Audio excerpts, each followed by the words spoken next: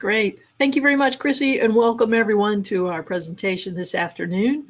I'm delighted to have two individuals with me. You may have heard us before on our mid-year update and now here for our year-end update on what's been going on with tax controversy and the IRS. And Oliver is a director and leads up our IRS controversy and procedure practice. We are delighted to have her with us. She's an attorney and also spent some time with Department of Justice and some other Big Four firms. David McCallum is also an attorney, and he is a senior manager in our credits and accounting methods, spends a good bit of his time dealing with examination matters related to R&D credit studies and other areas, and he brings experience as well from IRS Chief Counsel's office. So we're delighted to have them presenting today. So let's talk about today's agenda and the topics that these two are going to cover for us.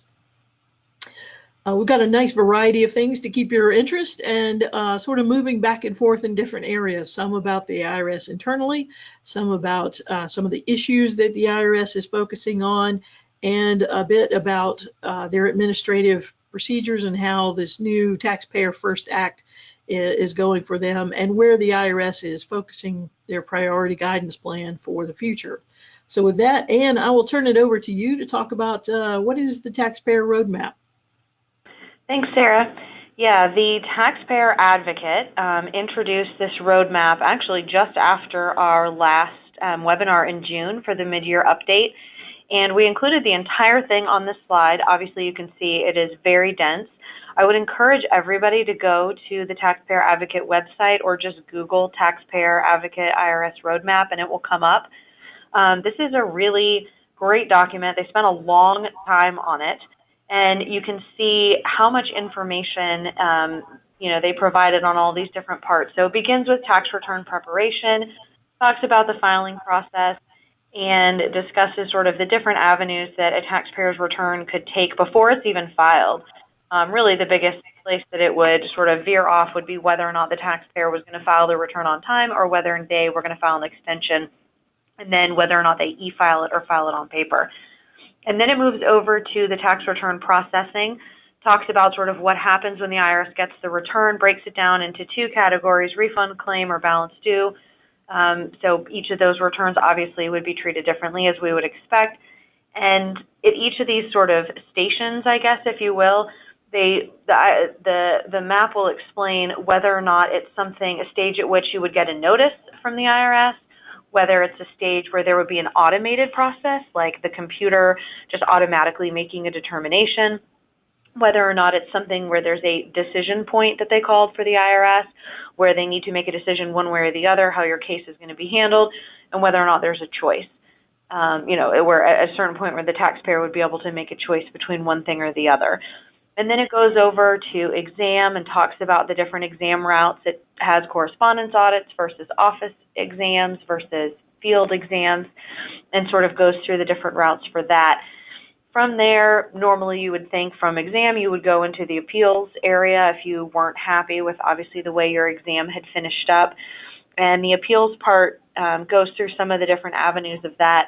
One thing that's missing on there that we're actually going to address in another one of our webinars when we talk about the exam and appeals process is some of the ADR options, alternative dispute resolutions that you can use during an exam or during appeals. I'm guessing they just got to the point where they could only have so many offshoots on this map of various different possibilities, so that stuff isn't in there. And then you can see that the largest and nastiest looking section of the whole thing is the collection station, which should not be particularly surprising. So that's got they decided to make that in red, which I appreciated. And you can see that's got probably the most amount of options and words and different things that can happen. So, we're not going to go through the specifics of all of this, but again, I would encourage everybody to pull this down. It is kind of helpful. It's the sort of information that we provide to clients kind of whenever they're in one of these different stages in terms of this is the way that this should be proceeding, and these are the different options. At this point, this is where we think this is going to go. So I think that this document is pretty helpful. It contains a lot of stuff. I think it's something that's worth taking a look at, especially if you're going down one of these routes, just to give yourself an idea as to the way it should be working. Obviously, in controversy, usually what I see are things when they've sort of jumped the rails, if you will, and the train has gone off the tracks. And so we do see a lot of things that aren't necessarily represented here, but it does kind of give you a nice overview of sort of the path that you would take on your taxpayer journey, which is what the way they phrased it, all the way from filing the return until, you know, potentially the culmination of a litigation case, which would sort of be your last stop. So, like I said, we're going to pull some more of the information from this. And if there's any pieces in particular that people are interested in, we'd be happy to know about it. I think what we're going to kind of do internally is take each of these sections and break them down for some of our people. So if there's something on here or something you see later, please reach out to us and let us know. If there's, you know, you want to talk more about one of the particular areas, we'd be happy to do so, because we really do see, in controversy, we see every piece of this. Not as much the litigation, obviously, as we're at an accounting firm, but as Sarah mentioned, both David and I used to be litigators for the United States. I worked with the Department of Justice. He was with IRS counsel. So we do know a lot about the litigation process, even though we don't practice law here anymore. So we're always happy to talk about all this stuff and answer questions. So I think we've probably addressed most of this. If we want to go on to the next section. I appreciate you making it big so we can see it. So next we wanted to talk about the IRS in court. There's a couple of interesting cases that have popped up recently. Obviously the IRS is in court a lot for a lot of different issues. And there's just a couple of things that we're seeing that are sort of, they've been around for a couple of years, and so it's not like this is new to 2019, but just kind of two court cases that are on these new topics that I think we're going to end up seeing a lot more of. So the first case is Harborside. They are one of the country's oldest and largest pot dispensaries. They are located in California, and they have different stores, I guess, in California and in some other places. They actually trade on the Canadian Stock Exchange. So they are a Canadian company, but they operate in California. So they filed their tax return. They pay taxes in the United States, filed their tax return, and they deducted Section 162 business expenses for ordinary and necessary expenses. And they also adjusted for indirect cost of goods sold per the UNICAP rules under Section 263 Cap A. And they used the rules that were in place for producers. So the IRS disagreed. They pulled their returns for exam and said, we don't think that you're entitled to take 162 business expenses because your sole trade or business is trafficking in a controlled substance. And there is a special section, 280 Cap E, that was enacted in the 1980s, actually as a result of a case. There was a tax court case where you had a taxpayer who was involved in the sale of, I believe it was cocaine, and had deducted a whole bunch of expenses involved in the sale and distribution of the cocaine. And the IRS said, well, I mean, the way the regulations are written, or I'm sorry, the tax court said, the way the statute is written and the way the regulations are written, there's nothing that prohibits them from taking these expenses. And so they basically said, Congress, if you disagree with this, you need to do something, which you see a lot in tax court cases where something, you know, courts are saying, well, this is the result that we're bound to based on the way the statute's written, but we're not sure this is what you intended, so you might want to fix it. So in the 80s, Congress enacted Section 280 Cap E, and it prevents the deduction of expenses if your trade or business is trafficking in a controlled substance. And so that's what the IRS said here. And they also determined that they have to calculate their cost of goods sold using the Section 471 regulations for resellers as opposed to producers, because they were taking issue with the way in which they were, you know, selling the pot and whether or not they were actually producing it, because it wasn't technically a good that you would normally think of that a manufacturer would produce. And then the IRS also hit them with the 20% accuracy-related penalty because they had a substantial understatement on their return once you took away these expenses. So the taxpayer said that 280 Cap E didn't apply to it. They sort of made a novel argument. This is not the first case involving a pot dispensary. There have been a couple more before this one, about 2 or 3 that are sort of big ones. But this one sort of took a different tact, which is why it was actually a full-on memorandum opinion that was written by the court. And they said that the way Section 280E was written is it says that if basically the deduction is allowed if you engaged in the sale of trafficking, or the trafficking of controlled substances, but that they did other things. They didn't just sell pot; they also sold merchandise and T-shirts, and they had, therapeutic options and all sorts of different things. And so that wasn't the only thing they did. They couldn't disallow it all. So that was the argument that they made, and then also that they were a producer instead of a reseller. And then, of course, they argued that the penalties shouldn't apply to them. So the tax court took a look at it, and their opinion is really well written, mostly because they obviously anticipated that there was going to be an appeal, and because they wanted to differentiate this case from some of the other ones that had come before it, so that they could kind of try to stop closing some of the loopholes, because otherwise every single time you had another one of these cases, someone was going to argue a different fact, and then you were going to have to end up just, litigating every single case instead of being able to rely on the case law that was already out there. So the court said that Section 280 Cap E, which prevents the trade or business that consists of trafficking in controlled substances, meant that Harborside couldn't claim any of the business expenses for anything, any of its conduct. It couldn't claim any of those expenses on its returns.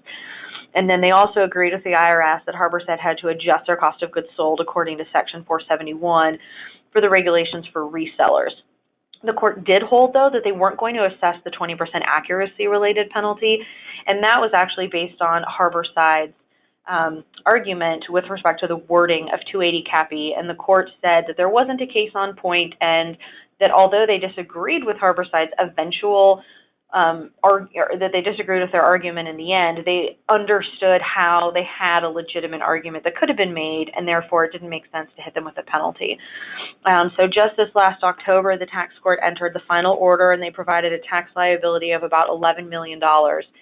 It was $36 million is where the IRS had started with the tax and then all the penalties and everything else. So Harborside did come out ahead, but nonetheless, just 2 weeks ago, they filed an appeal to the Ninth Circuit to appeal this tax court case, so it will continue. So we've just seen this has been something that's been discussed at tax law conferences probably for the last couple of years, this issue of pot dispensaries. It's very interesting. I mean, it's a taxpayer. They're engaging in a business, but what they are doing is illegal from a federal perspective. And so there's a lot of issues they're running into. So this is something that we're going to continue to see. I'm sure the IRS is going to continue to issue guidance and other information in terms of how to move forward with this kind of stuff. But this is sort of an update on one of the main things the IRS has been focusing a lot of time on. And then another case that was is worth noting is Bitstamp. It was actually a case. The name of the case doesn't have Bitstamp in it. It has the taxpayer's name in it. But the taxpayer filed a petition to quash an IRS summons that was issued to Bitstamp after IRS began auditing the taxpayer's cryptocurrency holdings and then the transactions that he engaged in that he reported on his 2016 tax return.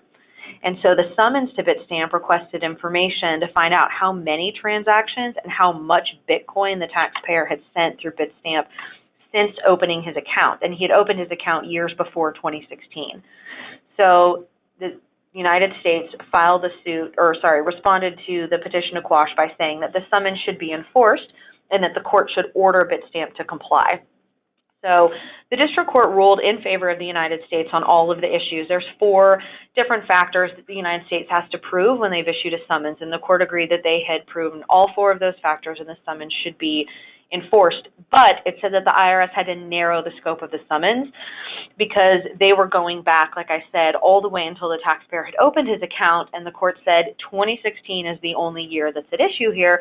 So you need to amend the summons and narrow it down to just include information with respect to 2016. And the court said they understood that there might be an issue like basis or something else that could be affected, could affect the 2016 return, and they would need to get information with respect to that piece from other years, so that was okay. But that they really needed to narrow down the scope of it. It was way too broad. So the IRS just filed their amended summons on December 5th, and then the taxpayer responded to it last week, and he argued that it was still way too broad and it largely ignored the court's order to limit the information that was requested. So what will happen now, they will go back and forth. Eventually the court will issue a final ruling, either accepting the amended summons that the IRS had issued or telling the IRS to go back and re-amend it. Obviously, if the taxpayer loses this case based on the final order, he will be able to appeal this one as well. So there will probably be more to come on that. And with that, let's go to a polling question, and then David is going to talk some more about cryptocurrency. Right, so our very first polling question, the IRS added a new question regarding virtual currency to the 2019 Form 1040 Schedule 1. True, false, or not sure? It is okay if you don't get the right answer. We just want to make sure that you answer one of these buttons. And so all you have to do is click on one of the buttons, and we will share the answer to that question in just a moment. We'll leave this poll open a little bit longer while we go forward. I do find it interesting that in the cannabis-related tax court cases that are running through, this Section 280E is a really big deal. If you think about all of the deductions that are disallowed because of that code section, then taxpayers are very eager to see how far they can go. What can they include in cost of goods sold to actually claim a deduction for, or can they divide their business very thoughtfully and surgically to narrow what is covered by the Section 280E activity limitation, deduction limitation, and separate out into different kinds of businesses. So there are a number of tactics going on for that, and it's very interesting to watch to see what's happening in that area. All right, let's close that poll, and David, tell us the answer to the question here. I see most of you have marked true, and that is great. And the answer is true.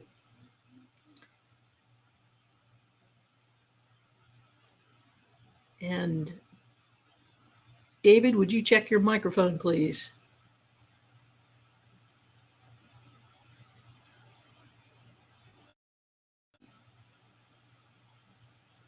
Still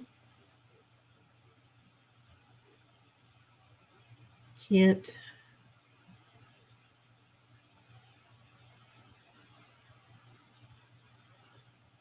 David?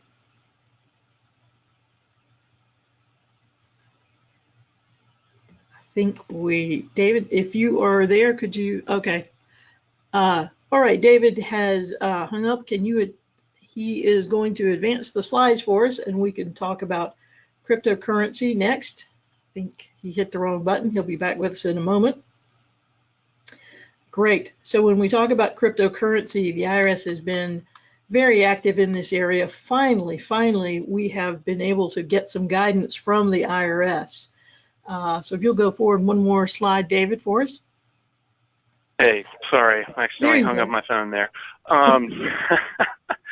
Sorry about that, guys. So cryptocurrency has been a hot topic. Guidance has really picked up in the last couple of months over the summer here and into the fall. Just so we're kind of all on a very high level, same page, wanted to discuss the kind of primary types of cryptocurrency that the IRS is focusing on initially, and that you may see that some of your companies may be engaging in or accepting to pay for services, etc. So we basically got three large types of categories of coins that everybody's kind of talking about these days. We've got our fiat style coins. Those are going to be your coins that represent a storage value and that are available for commercial use. So Bitcoin, Ether, Litecoin, the coins that everybody's kind of heard of, at least tangentially familiar with this area. Your second style is your security style coins, and those are kind of issued for a cash infusion, whether it's an equity raise or, maybe get some ownership rights or share the profit of a company. So security style coins. And then you've got utility coins, and you can use those to access goods or services of the issuer of that coin. So those are the kind of three main coins the IRS is kind of looking into these days. And the second thing that is involved with all these cryptocurrency and virtual currency transactions is blockchain. So these are all maintained on a blockchain, and for our purposes here, that's going to be a decentralized distributed ledger that records each transaction on the network. So it's basically a shared record book and a database and a network. All three of those things kind of combined into one. Most of these blockchains are public. And then you actually would need a private key to access the individual owner's information that shows up on that distributed ledger, but you should be able to read the ledger. There are some private blockchains, but most of them are public. So that's kind of our high-level basics. Continuing on, so pre-June of this year, only a handful of guidance and a handful of actions by IRS had occurred, but it's been kind of a hot topic for a while, probably since 2016, and definitely since the Coinbase case. But the only guidance pre this summer that the IRS had issued was Notice 2014-21, which said that virtual currency equals property. They gave a kind of soft definition of virtual currency in the notice, but not a really solid one. Virtual currency equals property, and so anytime there's a sale or exchange, there's going to be a recognition event, and the character of that gain or loss is going to depend on if the virtual currency was a capital asset and hence the taxpayer. So if it was capital asset and the taxpayer had held it for a year, you can get long-term capital gain treatment. If it had been held for less than a year, it was going to be short-term. If it wasn't a capital asset, then you're going to have ordinary income, ordinary gain, or ordinary loss. So that was it. The notice is like 1.5 pages long, hardly any definitions or anything like that. So that's what we've been going on for about 5 years until this summer. The second big event that happened before this summer was the IRS kind of stemming off their success from the John Doe summonses that they're doing for the offshore banking, issued a John Doe summons to Coinbase that in November of 2016, a district court in Northern District, California approved. So after some challenges by Coinbase, eventually in spring of 2018, the IRS got information regarding 13,000 customers and over 9 million transactions that occurred on the Coinbase platform. So quickly after they got that information, they issued a press release reminding taxpayers that virtual currency transactions were reportable, and that so far, for 3 years from 2013 to 2015, the IRS had only received 1,000 reported sales from cryptocurrency or virtual currency transactions, but their John Doe summons indicated that there had been over 9 million transactions in a span, and around that same span, just on one platform that coins are exchanged on, virtual currency is exchanged on. So hint, IRS is going to start going after these things. In July of 18, 3 months later, the virtual currency LBNI campaign was announced, and that is an issue-focused compliance campaign run by the Large Business International Division of the IRS, which basically says, hey guys, we're going to start enforcing Notice 2014-21, and we want feedback from practitioners, other people in the industry about what other sort of guidance needs to be issued and how we think certain transactions should be treated. So that brings us up to this summer. In June, the Commissioner of the IRS, Chuck Rettig, said in some public comments that cryptocurrency guidance was going to be upcoming in the next couple of months, and it would likely take the form of a revenue ruling or a revenue procedure. And that's significant because those carry more weight than an IRS notice or a press release or an FAQ or anything like that. So then about a month later, we've got another press release from the IRS that says, hey, we're about to send out 10,000 educational letters to various taxpayers. They're going to send 3 types of letters out. The first 2 types of letters, which were letters 6174 and 6174A, basically say, hey, taxpayer, we have some information concerning accounts that you may have owned that relate to virtual currency, kind of give a high-level overview of what kind of activities in that arena may be taxable. And, you don't have to respond to this letter, but, hey, we might be looking into this. And the 6174A, the second letter, also says that you may receive some follow-up correspondence asking for more details on some of these issues. The third letter that also got sent out to some taxpayers was a 6173, a letter 6173. It required a response with a deadline, and it basically strongly encouraged taxpayers to either file amended returns, file delinquent returns reporting virtual currency transactions, or provide some sort of statement of facts with a legal analysis that saying that while you may have had some virtual currency transactions, they weren't taxable for these reasons.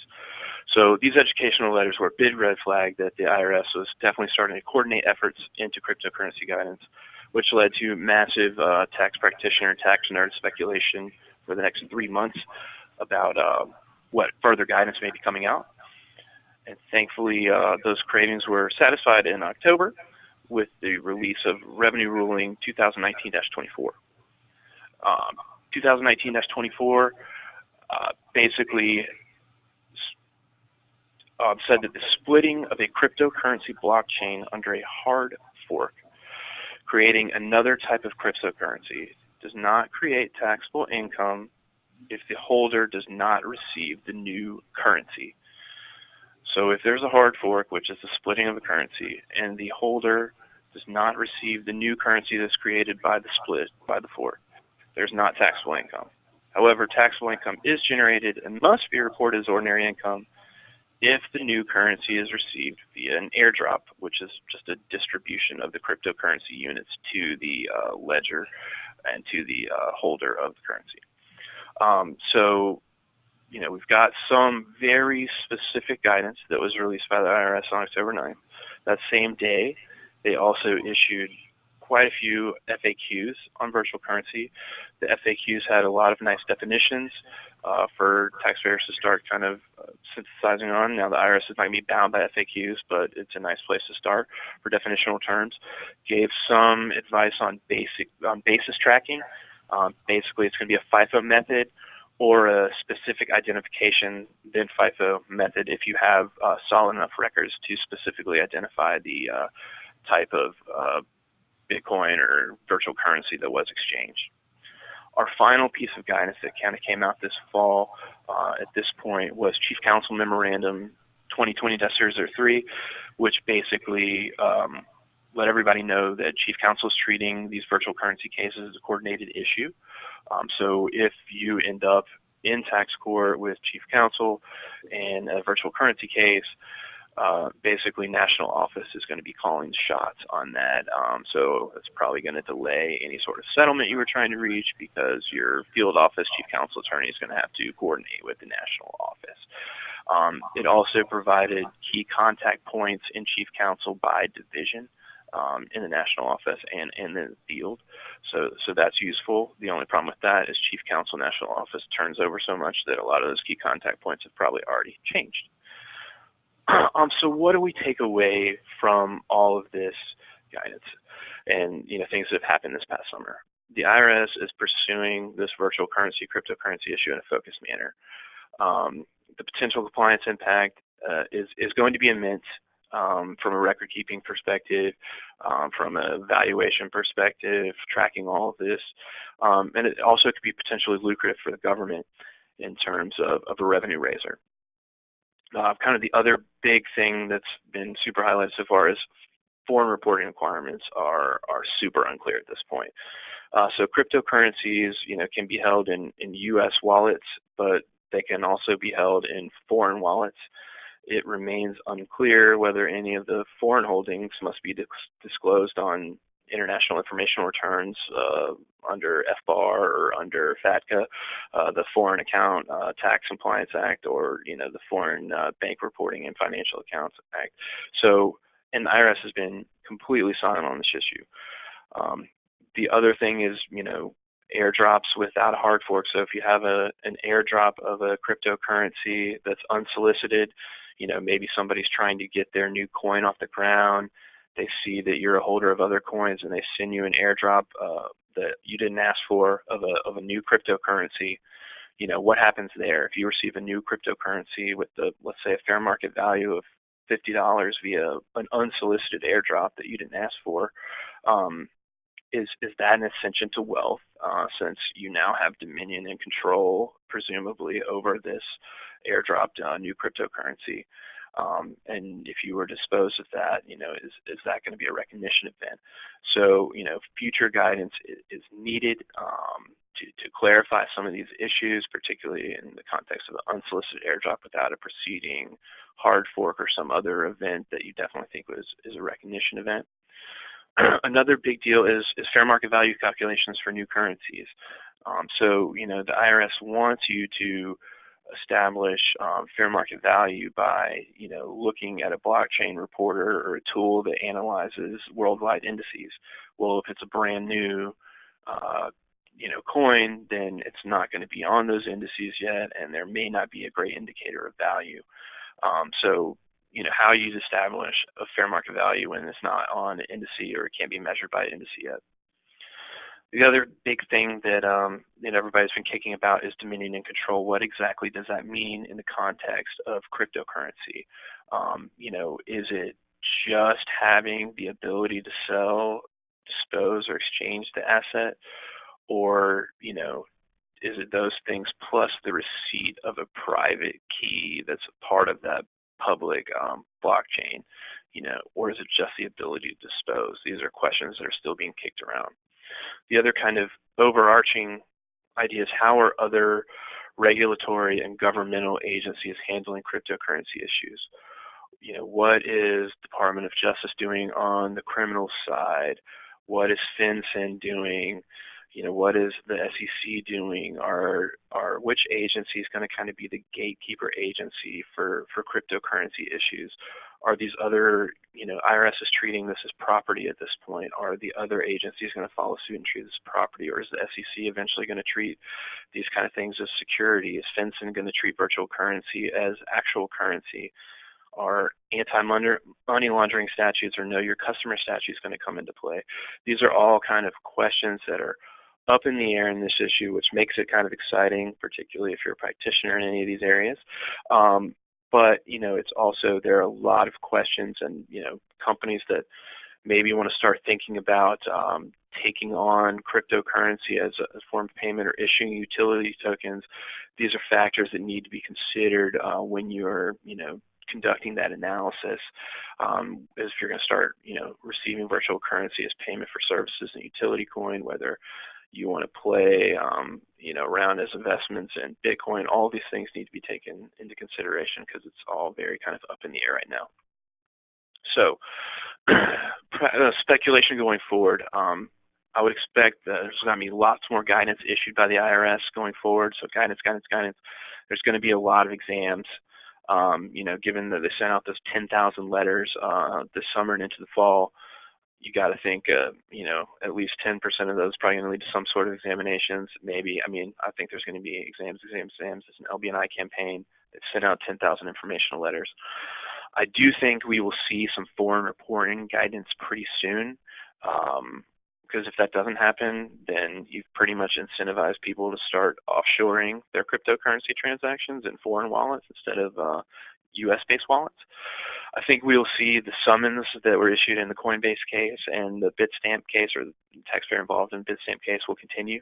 And I also think, given this point with the success of the Coinbase summons, success the IRS is having in cases like where they summons Bitstamp, I don't think there's going to be a specific disclosure program for virtual currency like there was for the offshore banking. I don't think there's going to be a cryptocurrency voluntary disclosure program. I think you're going to have to go through the traditional IRS disclosure programs, and hopefully, we get some grace there. But hopefully that was kind of interesting. But Anne, would you like to tell us about the implementation of the Taxpayer First Act? Yeah, thanks. So this was just passed on July 1st, 2019. So we addressed it briefly during the mid-year update because it had, we already had the draft of it and it had been partially passed, but it has now been signed into law. So overall, it aims to broadly redesign the IRS, and it really does make the most significant changes to the IRS's administrative procedures that we've seen since the IRS Restructuring and Reform Act of 1998. So even though we, kind of got a first peek at this, there's still a lot more to dive into. And we'll talk about a couple of the items and some sort of deadlines for rolling out some of these provisions. So the two main goals of the Act are to expand and strengthen taxpayer rights and to reform the IRS into a more taxpayer-friendly agency. So on the face of it, it seems great, right? That really what they're trying to focus on is how can the IRS serve taxpayers.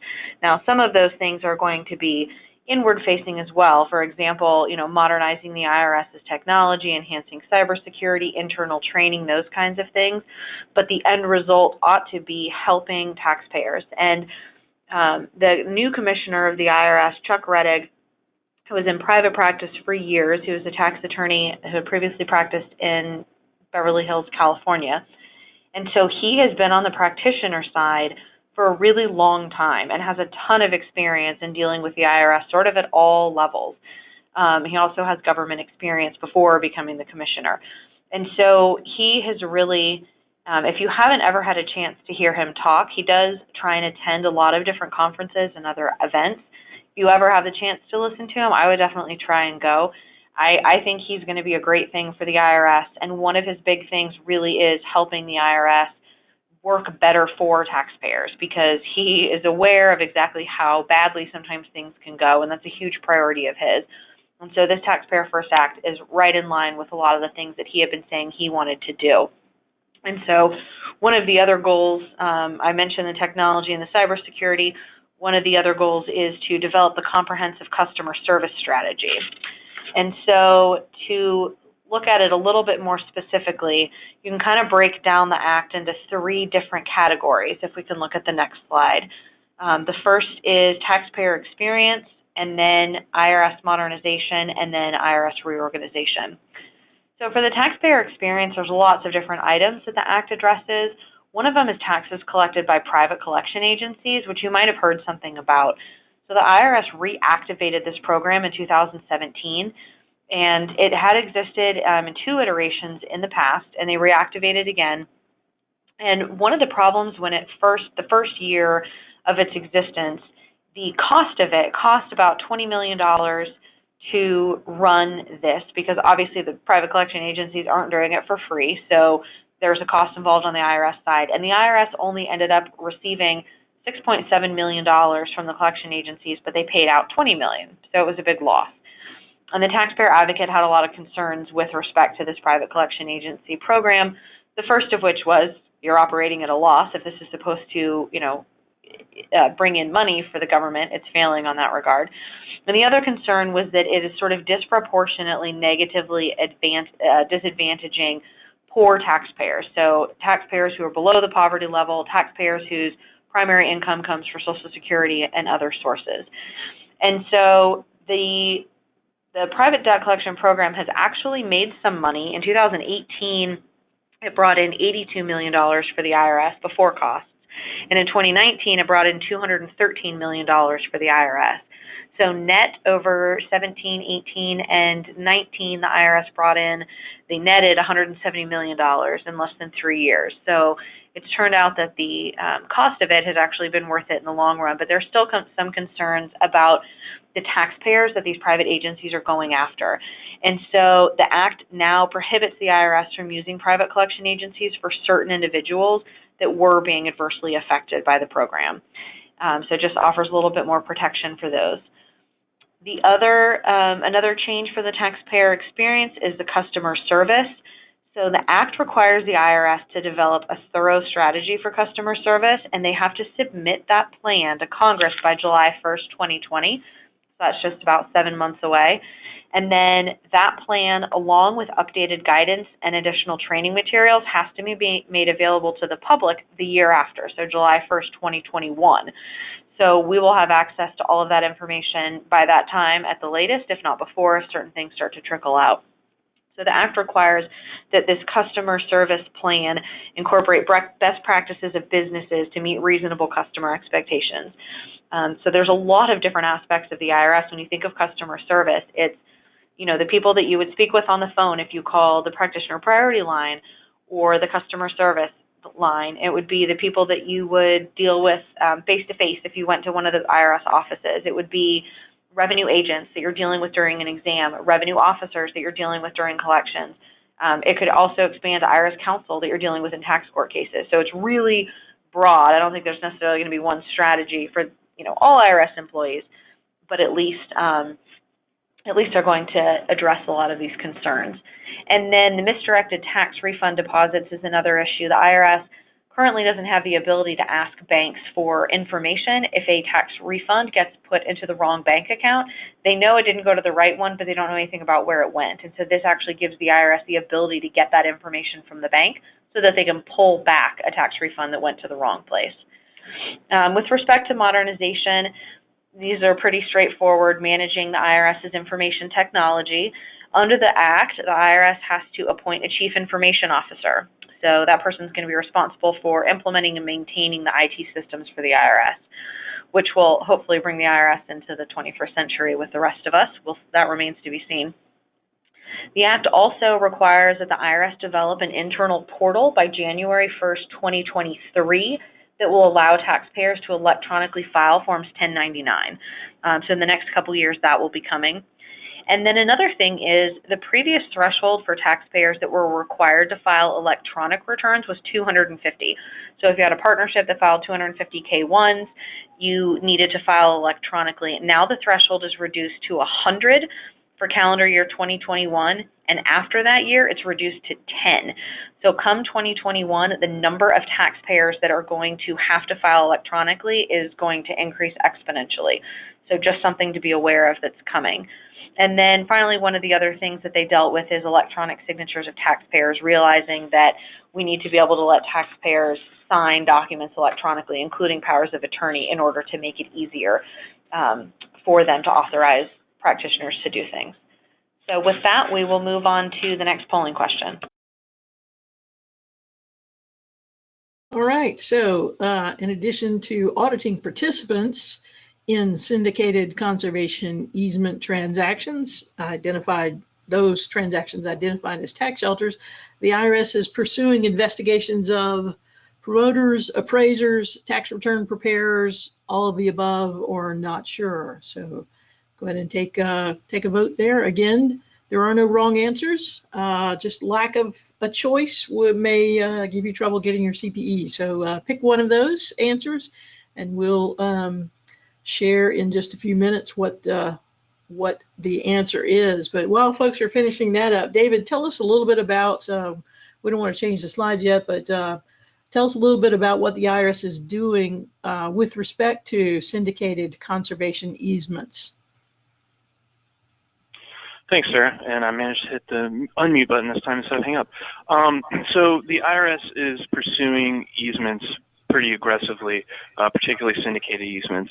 I would say it's actually, beyond the IRS.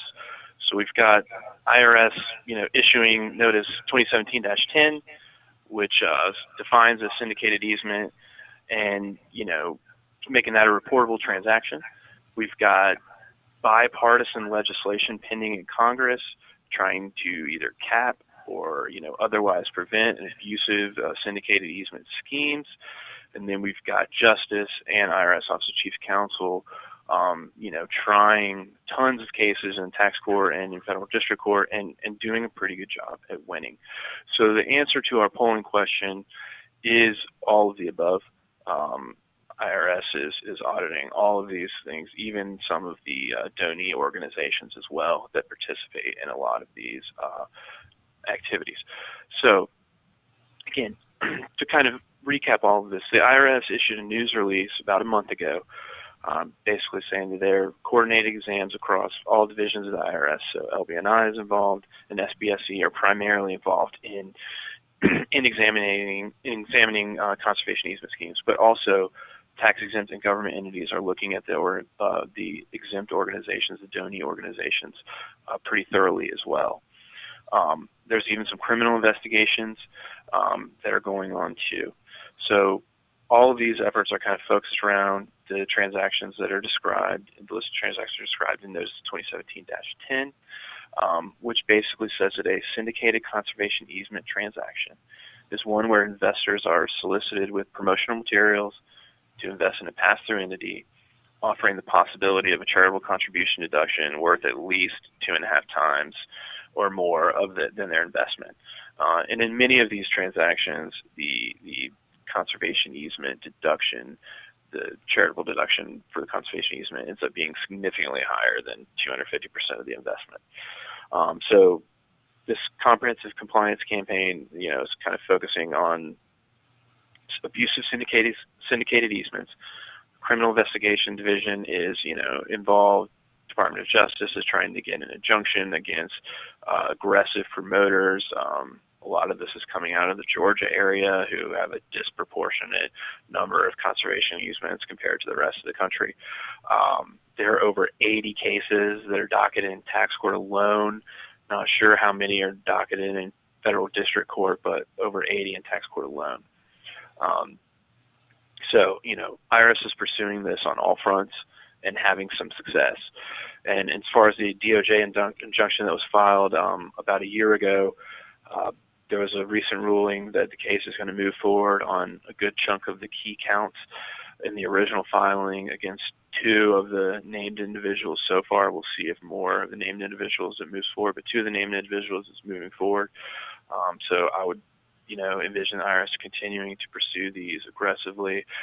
Chief Counsel's Office has a conservation easement cadre, which is basically a team of attorneys across the country that focus on conservation easement cases, and they are having some success in tax court. This news release also had basically a paragraph in there, a sentence in there that said, hey, you may be able to avoid penalties if you disclose these issues, amend your returns and, back out the conservation easement charitable contribution deduction, and pay the new balance due. We may waive the penalties. So this is kind of interesting, kind of the unexpected source of announcement for potential penalty abatement or at least amnesty. I would be cautious here if you're thinking about doing this. The IRS is not going to be bound to a statement made in a news release versus some, binding form of guidance. But it's definitely something to consider if you've been involved in any of these transactions in the past and are worried about some potential future issues. Again, so to take advantage of this, you are going to have to file amended returns before the IRS notifies you or a taxpayer of the examination or potential adjustment. But this is a potential avenue to avoid penalties. And that takes us to our third polling question. Right. So the Tax Inspector General for Tax Administration found that the Large Business and International Division is effectively employing their campaigns in the examination of business returns. So TICTA is essentially the internal auditors for the IRS and Treasury tax section. And as you may recall, we've been talking about these large business and international campaigns for some time. And so here's a chance to consider whether the internal auditors for the IRS found that LB&I was using this to good effect or not, that they've spent a lot of time working on this. And actually the answer to the question is that as of a report issued in February of 2019, TICTA reported that only about 15% of all the examinations from the Large Business and International Division were identified by a particular campaign. So it's not proving to be the most effective at this time. And the IRS is certainly rethinking and deciding how they're going to use these campaigns or how to use them more effectively. So this is our third question. We will go ahead and close this question and move on to the annual report on the IRS. And give us a couple of highlights on this. Thanks, Sarah.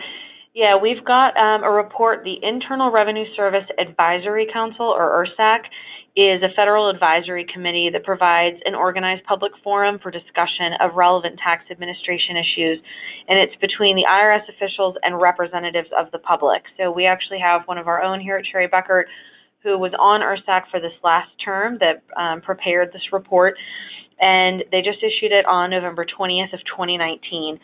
The report is very long, although I would encourage you to check it out. It has a lot of interesting information in it, and it includes recommendations on over 20 issues.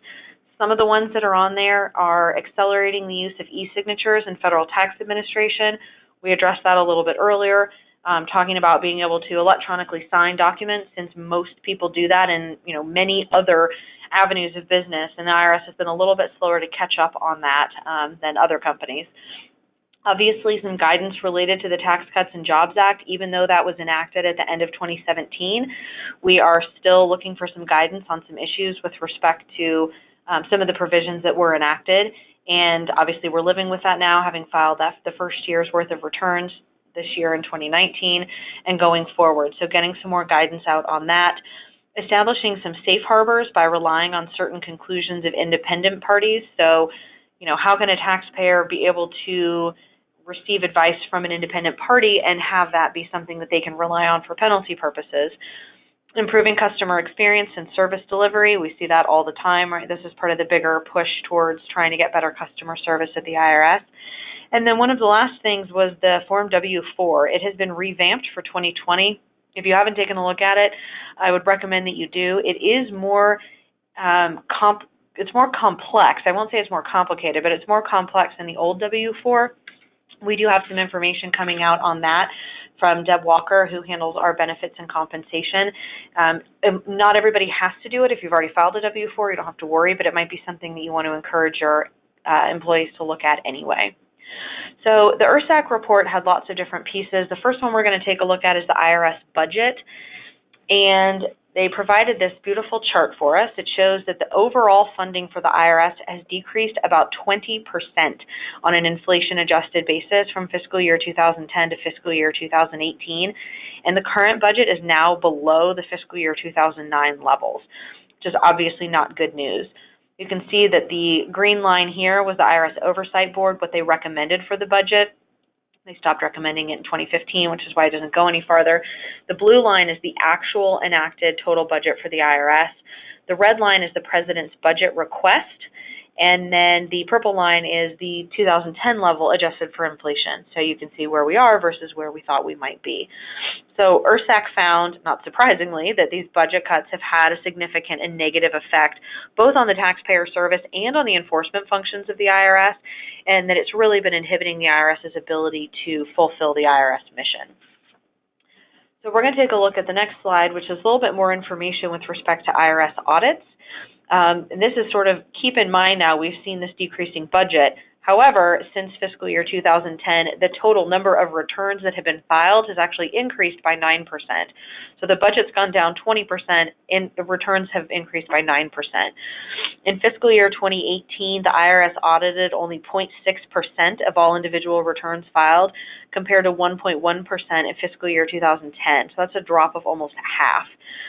Same thing with businesses. In fiscal year 2018, they audited 2.5% of all business returns with assets greater than $10 million, compared to 5.7% in 2010. So this is another almost 50% drop, which makes sense. They have to do more with less money, and so one of the ways that they're going to get hit is being unable to do audits, which from the practitioner side isn't necessarily the worst thing we've ever heard, but it's important to keep this in mind. If you are audited or if you aren't, obviously at some point if the IRS does start to get more budget money, I think this is something that's going to increase. The next slide talks about IRS staffing. The IRS has had staffing issues for the last multiple years, and the IRSAC report said that the IRS's workload and responsibilities have increased even though the staffing levels have declined. So again, going in two different ways, less staff and more work to do. So the number of IRS employees is down about 22% from past staffing levels.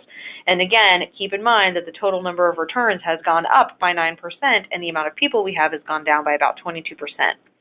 The IRS has sort of dealt with these downward adjustments in its funding by scaling back activities, such as the decrease in audits that we've seen, freezing hiring, and limiting training.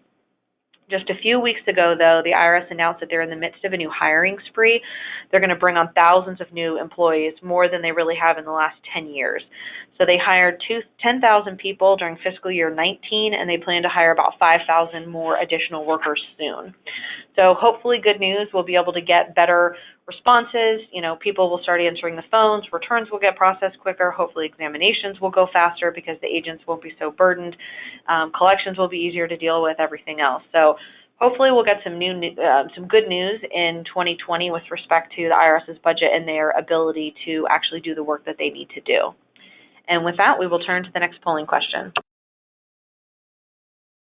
Great. So our fourth polling question today has to do with amending a 2019 partnership return to correct small errors on Schedule K1. Is a simple process under the BBA centralized partnership audit regime that was introduced in 2015 and first applied to 2018 returns. So amending returns is a simple process now for those returns that are subject to the centralized partnership audit rules. True, false, or not sure. And while folks are continuing to answer that last question, Ann, I'll let you go ahead and tell us the answer to that one, and maybe give us a plug for a webinar we're planning for early February. Sure. So the answer to this question actually is false. It is not a simple process to amend returns if you are a partnership that is under the new rules, and you are also not allowed to amend K-1s at all. But amending the 1065 is more complicated. So we are going to do at least one, if not multiple different webinars on this issue coming up. Now that we filed the first year of returns under these new rules, we're going to move on to what do you do if you get audited, and what do you do if there's a mistake on your return that needs to get fixed. And we've been dealing with a handful of clients that have had these issues even though the returns were only just filed back September 15th on extension. And so this is something we're going to be addressing. If you have anything specific that you wanted to hear about with respect to this, let us know, because we'd love to tailor the webinar to make it as helpful as possible. All right. Well, I think that brings us to the end of our time today.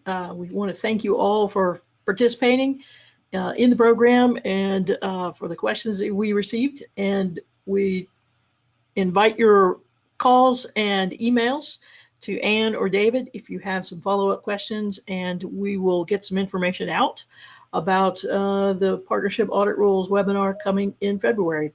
Thank you all.